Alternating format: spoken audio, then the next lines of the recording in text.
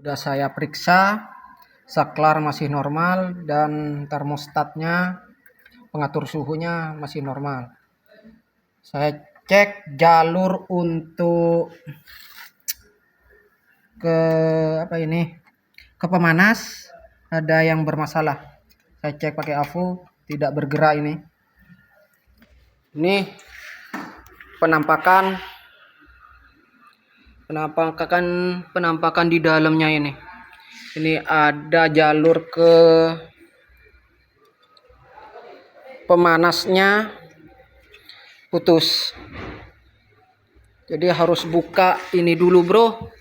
Harus punya kuncian. Agak lama ini, pending dulu aja.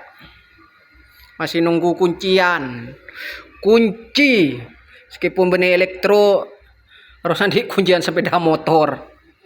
Oh, repot, bro.